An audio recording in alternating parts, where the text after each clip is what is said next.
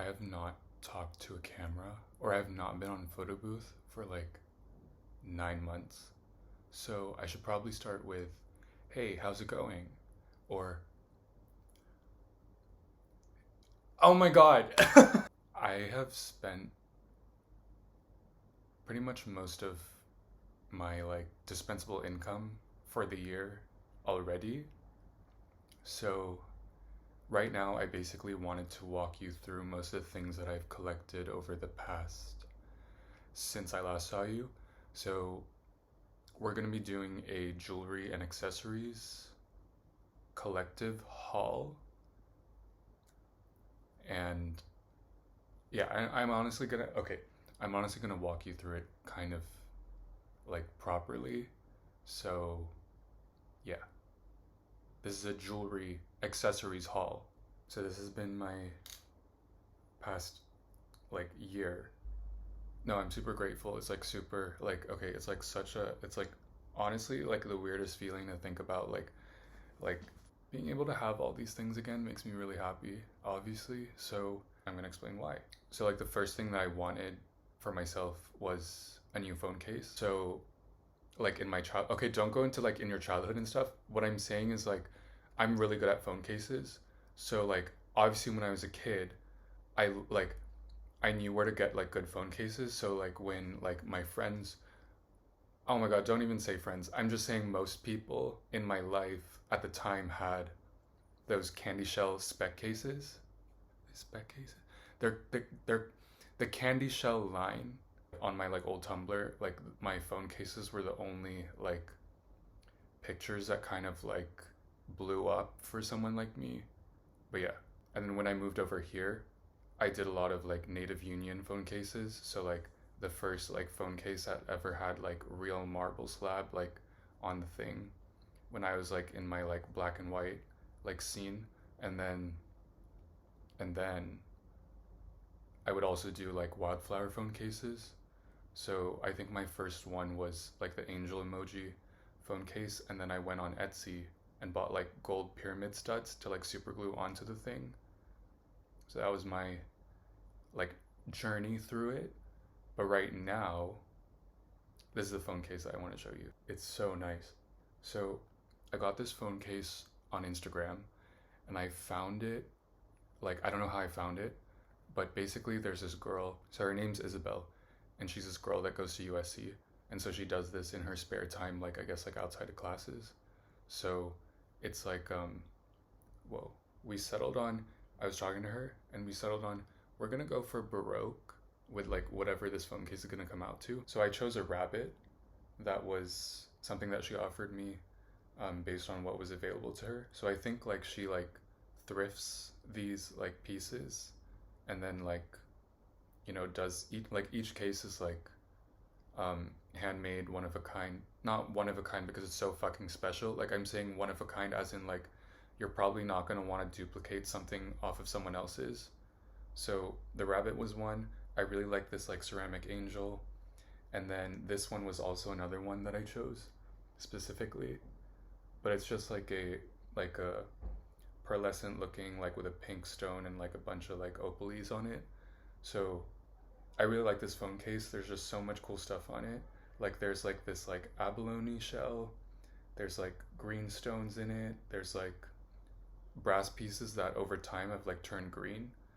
And then there's like this like metal piece that like turned out silver, and then like over time like it's like worn out. And the way she explained it to me was like, don't think of it as a phone case, just think of it as like a really giant you have to think of it as like a piece of jewelry or like a necklace so that it kind of makes sense. Otherwise you won't really understand why it costs so much. And then I agree. I don't really look at my earrings as like a monetary value placement, so it kind of just feels like the hardware that was kind of meant to come with my body as a vessel. Not insecure, but like I would feel really uneasy about not having them in my ear because it's like really important to me. Like I would say Maria Tash in general has like taken me through like a lot of my life. This one is a Maria Tash hoop. I mean like I don't know what I'd do without it. Like as in like I would like oh my god, through like around like West Houston Street.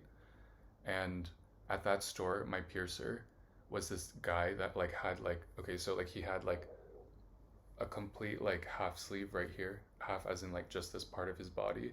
It was all black, and he put these like I think they were like silicone inlays into his skin to make it look like ridges.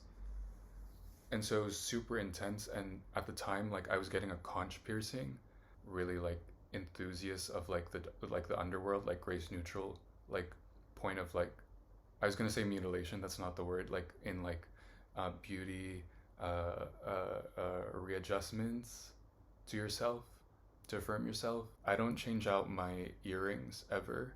So what was important to me were that the snap closures would actually be secure through almost anything. You shouldn't necessarily think that every piece of fine jewelry could do that for you, but I needed it to be sturdy, and obviously this one was. And then the second piece of jewelry I have is just a Cartier Justin Clou uh, earring in yellow gold.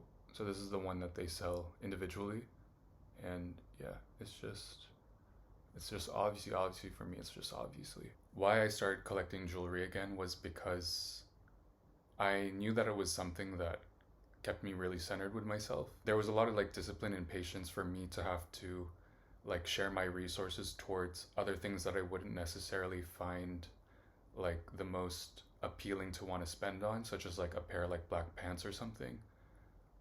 But as I grew up, I'm realizing it kind of, oh my god, I call it like financial literacy classes in general.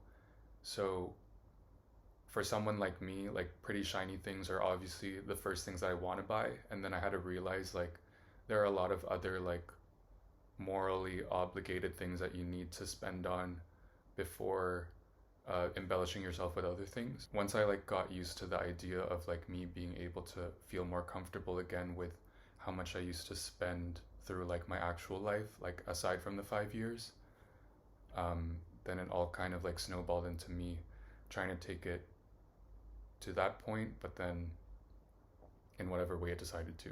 So to the question of why did I start collecting jewelry again? Because I like jewelry, and jewelry is amazing. So the next pieces of jewelry that I collected were these friendship bracelets from Roxana Sulin.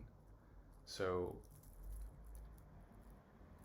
I got these on sale on Net-a-Porter, I think, and this one broke very, very recently, but it's a friendship bracelet that you were supposed to attach from this part. So they're elasticated, and they are just like these like really beautiful tiles. So when I bought them, they were completely enameled like through and through, and then over time they start to wear away. These are really, really amazing, and they're honestly really pricey for what they are. But then when I look at the perspective that I have in terms of like affordability, then I think they're still just like they're you from my point of view of what you're paying for, you get exactly what you paid for. I don't take them off. I am with them 24/7, so for the like mishandling of like what they tell you it's appropriate for, I guess, um, I'm really happy with them. I love Judaism. Like when I was a kid, like I was invited to two bat mitzvahs from girls at my school. Their names were Sarah and Paige, and they were Jewish, and I was invited to their party. So I went to their party as as a Catholic, and I went to a Jewish function because they wanted me there as their friend.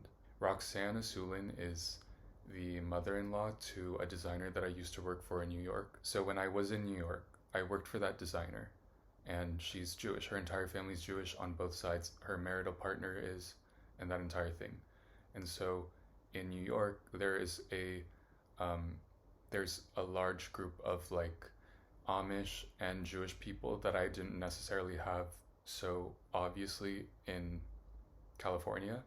So when I was introduced to that whole scene, and I saw like a penthouse and I saw a townhouse, it kind of just, the energy that it brought me was that Judaism and their way of life on earth had afforded them a manifestation of such type of homes that I felt really comfortable with and I greatly respected. Jewish people like love me, like they do.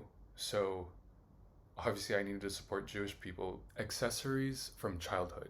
The Keep Abreast Foundation rubber bracelets were obviously really important to me as a child. So one was a Marc Jacobs watch and it was like tonally all black. And the other one was a Movado watch that was like a pewter gray with like orange on it. When I first started working as a like a tape measurer at this office here, and one of the ladies actually spent her own salary on me to buy me a bracelet. So it was a Valentino rock stud bracelet and it was like white leather with like gold pyramid studs. And then the other piece of leather bracelet that I like wore a lot that I bought myself was a Balenciaga metallic edge bracelet, and it was like in like black like goat skin, and it was like the metallic edge like piece of hardware that was like when Alexander Wang was a thing for them in the like 2 or 3 years that he was there. And I bought that in Macau.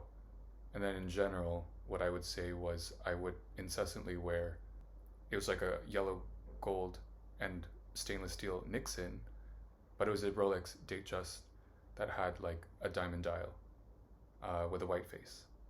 So those were kind of like the accessories of my childhood, I would say, that I would be seen most often with. The next piece of jewelry that I ended up purchasing myself was a sweet lime juice necklace.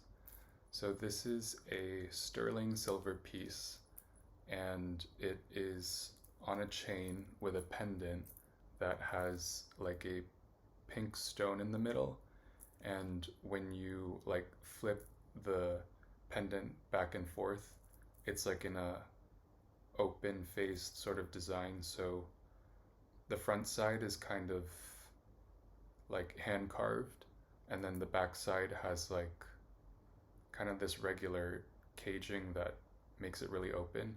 And don't mind the photos because like I've worn this for like months and months and months, and like I would never take it off through water. So it's really normal wear and tear. Nothing's rusted. It's definitely not that. And so, you know, you just have to get used to it if you know how to wear jewelry that you can keep on your body. I discovered sweet lime juice through like my old fashion friends. So it was this girl that you have her name, Keefe. Sorry, her name is her name's Vagabond Youth, and then her birth name is, are you serious? Her birth name is Grace. So I saw her like representing the brand because I believe like it's like part of a showroom that she used to work for, or maybe she just bought it because she has money. But she introduced it to me, and I remember when I first saw it on her, I was like, what the fuck is that? I have never seen jewelry like this. This is so cool. What are you doing? So they do a lot of like really cool stones. And so what I liked about this brand was because, or what I mean by, oh, look at the note they sent me. Grace probably showed it to me because it was someone like us in our age group that was doing something good for like their life for 30 somethings, and this being silver that you can do for yourself. I personally feel like,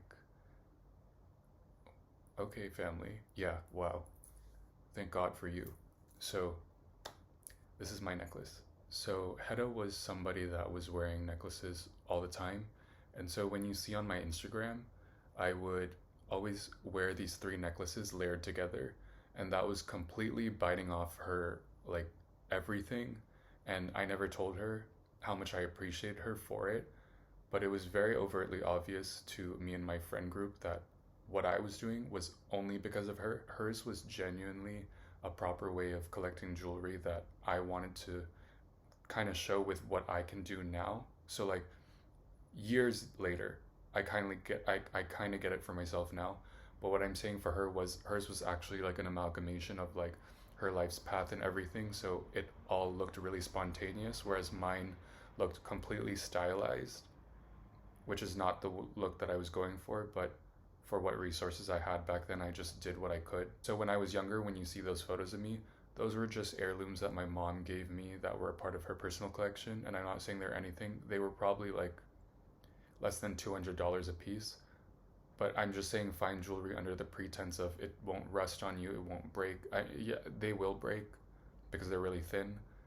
But all the things are all the like upsides to wearing fine jewelry as opposed to like brass is what I needed, regardless of how much I could spend, which was not something that I would ever know because when my mom gave me jewelry, I was just like, okay, that's enough, and that's kind of enough for whatever the meaning was to me of what it was to wear it. So I wouldn't say that those necessarily had a individual story, each pendant. I would have just said like my mom bought it for me or something like that. So the second piece of jewelry I bought was another necklace, and it's a Homer necklace. It's the plus doll pendant, or the doll pendant, something of a doll pendant. It's on a silver chain, and on the back it just has like the signage that says that it's actually made of silver, and it's a enamel covered pendant with lab grown diamonds in the middle, or like throughout its like chest and like its eyes.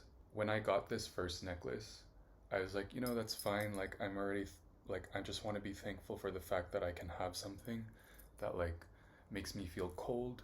Like, as in, like, like, you know what I mean? So, that was just, so you see this, right? This one, you definitely don't know. So, my point was I wanted to get into, like, my own industry and find my like personal edit of like supporting smaller brands that just do things that are decent that I really like can get behind. When Hedda's pieces of jewelry were like actually really nice jewelry, my way of like epitomizing her was through like these like gold pieces that were I would say a little corny for scaling yourself in affordability compared to like a friend like you or her. Did you say you for her? I said you for her. And then for me, would be doing something like this, which is just silver, but still shows that you have some sort of, you know, like, yeah. Aren't they nice? They look really good together. Oh, and the other thing was I chose pink and blue because it goes into like gemology, and pink and blue in gemology is interesting for the reason of me wanting to be like really expensive, right? So that was why I chose pink and blue. I also kind of wanted to reiterate like my viewpoint on fine jewelry.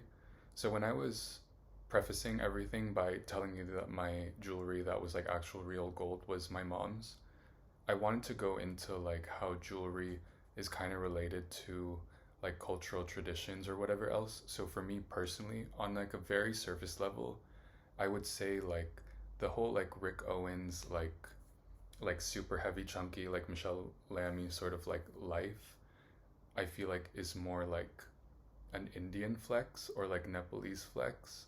Maybe even I wouldn't call it black to be honest, because like what I'm saying is like Latin people have Cuban chains, right? Black people have like Diamond District like grills and like Diamond District like iced out everything. Sculptural forms thing, I assume, okay, don't give Indians that much credit. Maybe sculptural forms thing is like a white person thing, but I'm saying like the customary thing of like having heavy-handed like gold accessories, I felt like was really Indian and Nepalese in a way. Well, maybe not Nepalese. It's Indian, and then they subcontinentally appropriated from them. Indians. So what I'm saying is like, okay, let me start with, oh, like I remember during my first fashion week, I bought this like Indian wedding ring from uh, Etsy. So it like goes like it's a fake septum that went from here to like whatever piercing I had, and I remember wearing that to the Remakra show. When I'm doing this and I'm doing this, I still have the like appreciation and understanding for like if I went to like okay, how do we say this? If I go to Chungking Mansion or like if I go to like my Momo place, then I would say like your women or wives or your sisterhoods, like they do the bangles, they do the thing and they do the thing. And I completely get that. So I don't like, so I feel like for them, they don't really have as much problem with like it being brass, but I would say that in those like in those like fields of like your selection, they actually still like wear like fine jewelry, like as in like it's still gold, like they can still shower with it and it actually doesn't turn on you. So I was gonna say like I did appreciate like trying to say like when I was telling you that my mom's stuff was heirlooms, I was going more for like that vibe than trying to just say, oh my god, my stuff was like so cheap, like you don't understand. So like my I'm saying like that was that was the trajectory I was trying to go for because I wanted to reiterate that I do care to see women that may not necessarily have enough to do this, but still feel the need and understanding of what type of self balance that these things can provide you, other than just being doing this. Like, I really feel like there's a more holistic way to explain it. I just don't really have the vocabulary to do so, but I think you get it, right? So, yeah, I just wanted to say that, like, I love, like, it's not tribal, maybe native or like indigenous, but like that's so what I want to be about. This is a YSL RD ring, and these were produced like back when I was a teenager, so like when I was 15 or 16, like mid 20-year-olds were wearing these. And this was something that one of my first adult friends had, and her name was Race. So I remember like one of the first few times we had hung out like after work hours, she was like, "Oh, let's go see a movie," and like she was taking me on a date, like a friend date, and then I was like, "Oh, okay." So like I go and I like dress whatever I need to do, and then we're just going to see the YSL movie, right? And she shows up as my date, and she wears not there's nothing here, but I'm saying she decks herself out like she like she's romancing me with dressing herself in a way to show that, you know, we're going to see a YSL movie. I want to show you that I have the resources to kind of provide you a visual that you'll never forget. And so I was like, whoa. So this ring is really special to me because it kind of reminds me of her friendship to me. And then in general, it just surrounds this idea of like me wanting to go back into my past and take things that were like trendy to them back then, that I'm like, I was too young to do it back then, but now that I'm at the age that you were at, let me try to bring it back for myself, so I get to have a fair chance at trying to wear it in modern times at your age that you were able to afford it, and see what it looks like in my context. And then hopefully when you're in your whatever 30s and you think of whatever success arc that it meant to you back then to be able to afford when you could, when it was contemporarily up here, then it becomes like just like um, thrifted sensation for me now. So that was why I chose to have this. This next piece of jewelry, oh, is a Hermes Kelly double tour bracelet. So it's an Hermes Kelly double tour bracelet, and it's in a tube with gold hardware. Oh, oh, yeah, definitely. It's an Hermes Kelly double tour bracelet in a tube with gold hardware. A lot of the style choices that I make right now that are not necessarily relevant are things that I wanted to do to kind of show myself like, look, you like cared about this person that you thought was like amazing when she was in her like 20 somethings.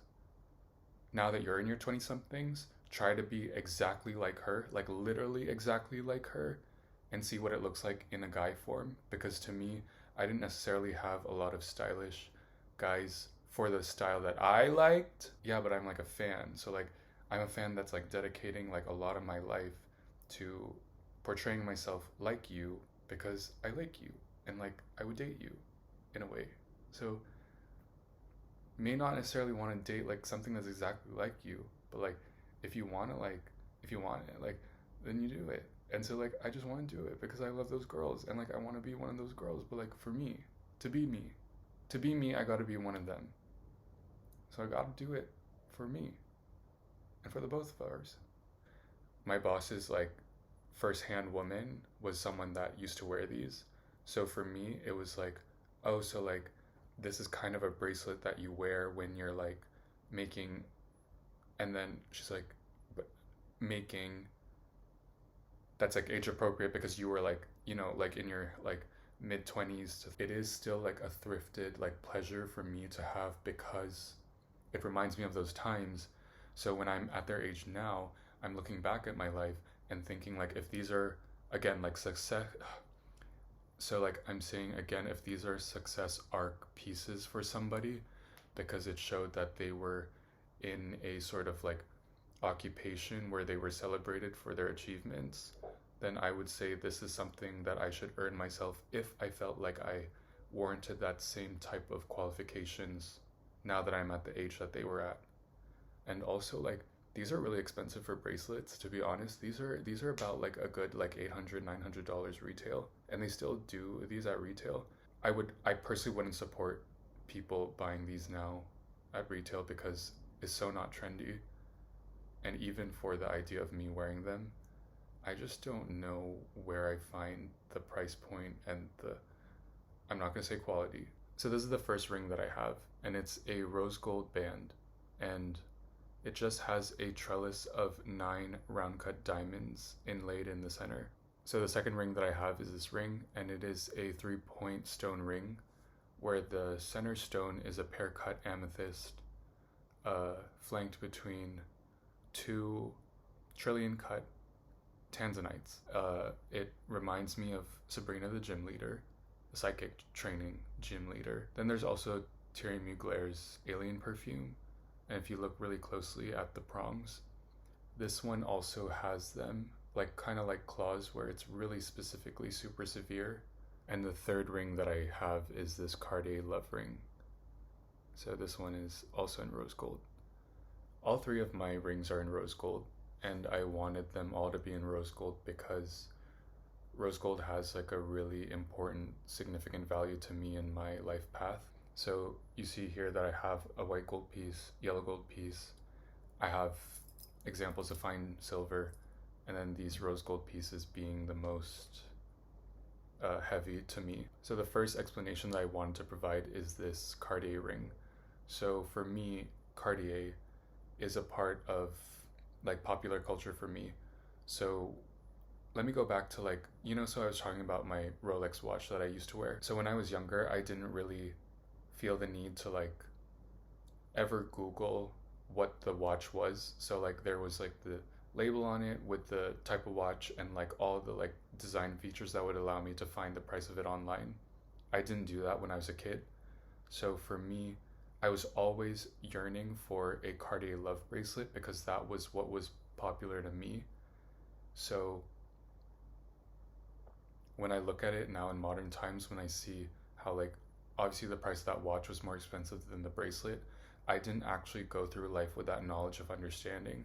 So when I did look at the watch as like just like not just a Nixon, but I treated it with as much innocence and gratitude as your favorite Nixon watch. It didn't really allow me to move through life being like, oh, don't worry, it's like a little bit over the cost of a love bracelet, you still have something of that value. It was just separately, independently me saying this is the watch that I had, and that was what I want to have. So that was the first reason that I felt like I need to go back to this like Cartier collection in general. Another reason why I wanted to have something that was a part of the love collection was because it was a familiar object to me in terms of my upbringing.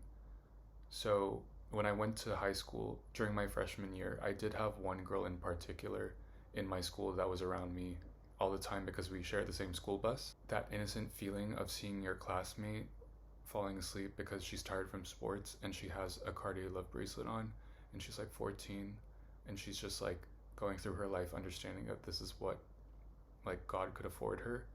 That was the kind of idea that I had for, not idea, but factually what was the lifestyle of my past. Then when I got to Hong Kong, I had like a pair of classmates named Kiara and Akanksha. Akanksha gave Kiara a yellow gold love ring for Kiara's birthday at one point when I was not there yet. So I'm just saying that it was something synonymous with like both high schools that I went to. It's just rounding out a really long path with an insatiable childhood, I guess. With this diamond ring, the reason being was that, okay, let me walk you through. It was just not really easy for me to go back into it because I was like, are you sure I'm allowed to do that? Because that's something I would do like when I was in college and understand what it's like again to feel like this way. Basically, it's just bringing me back again to a state of mind where it's like you deserve it, you can afford it. So it has 9 like round cut diamonds in it, right? This ring reminds me of like Nine Tails because it's on a rose gold band. It's like a little warmer toned metal.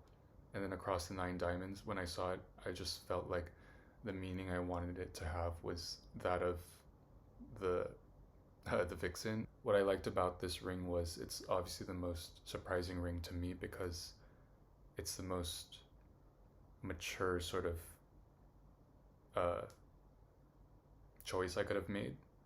The basket's like really open, and so on the inside of the ring you can also see where they've exposed a lot of the setting of it.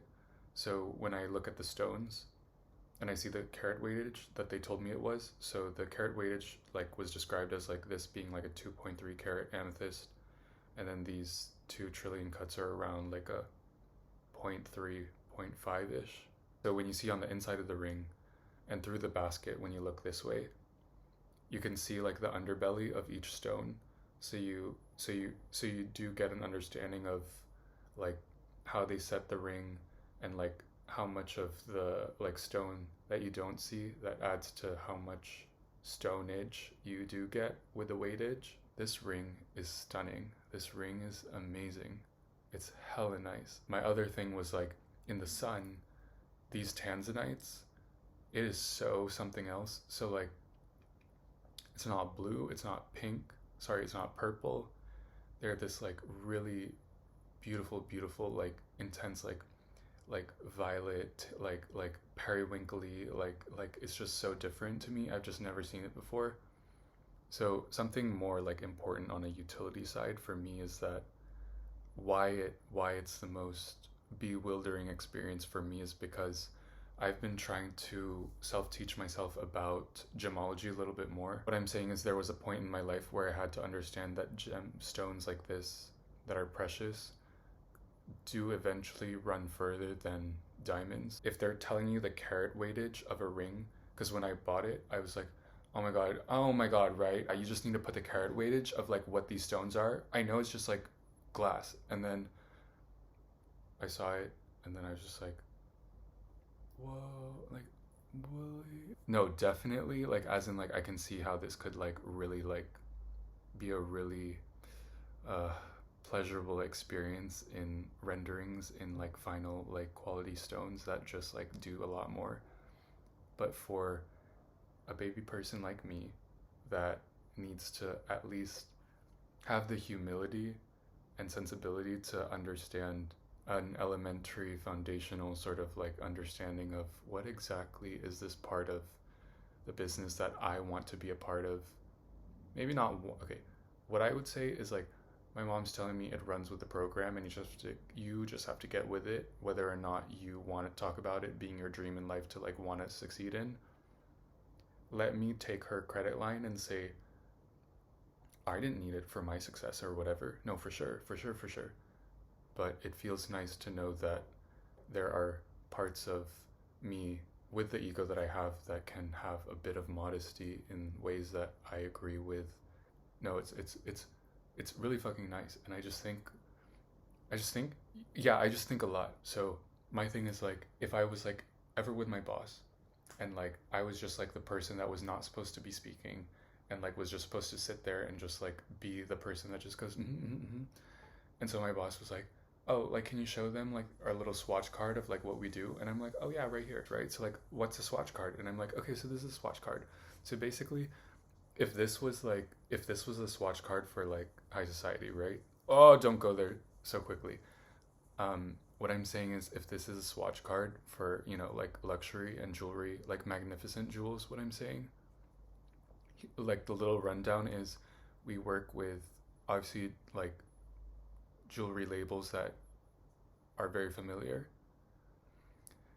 We work with precious metals, obviously because it runs with this program. You know, this is just a small glimpse of like what the like the what the potential could be for based on like what you can and know.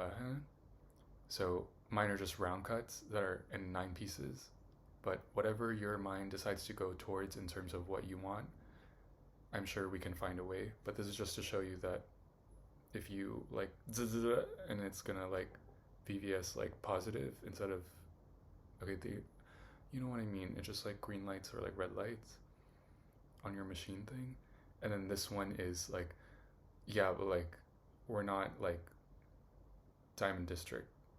Like I'm trying to be the person that's like we're in this for like the sourcing of Mother Nature's confections in a way where we'll source whatever we need in order to provide something for, you know, the person that wants it the most. And I think in a business context, it actually does make a lot of sense.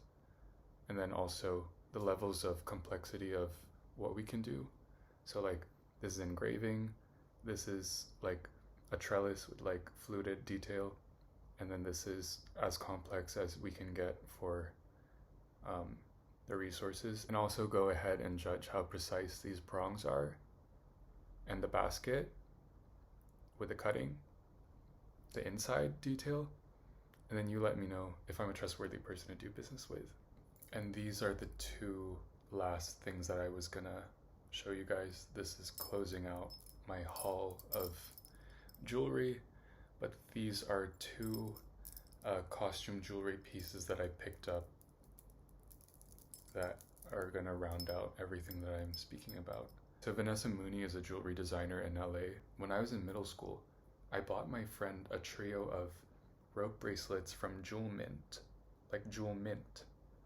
It's like a completely defunct subscription service now, but about that like triangle bikini Frank's coffee scrubs, like just all of that, just all of that like really like, sorry, can I be like a mini tool? I kind of wanted these 2 necklaces to be like a promise to myself that if you are like in a phase where you feel physically enough to handle these 2 necklaces, then I really hope that it's your forever commitment to just advocating for whatever you decide to project onto other people, whether it be like friends in my life or like the way that I talk about like whatever I like on my ideal person.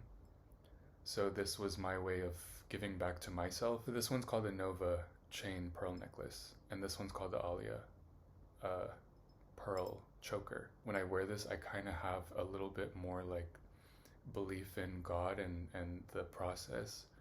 I'm not trying to be flowery, as in I'm trying to heal my relationship to God, because truly, honestly, I am religious, like I am Catholic. It can be a stylistic choice for a lot of people, but for me it was like I earned myself into a place of like a Jesuit school that didn't really press onto us that we had to be. So if you find a natural occurrent way of returning to faith, my vantage point for this is again with my own past, more so than looking at like maybe like Vivienne Westwood references that have become more popular now. I get that a little bit, but I'm saying it comes more from just after school programs and like a giant like football field, like regulation sized track and field life, Italian chapels, and like the like not the synagogue. Those are 2 separate things, but I'm saying that more so than just, oh my god, I just want to be pretty because pretty is cool and like crosses are cool and like chrome hearts is cool. That is everything that I've purchased in this past year in relation to accessories and jewelry. So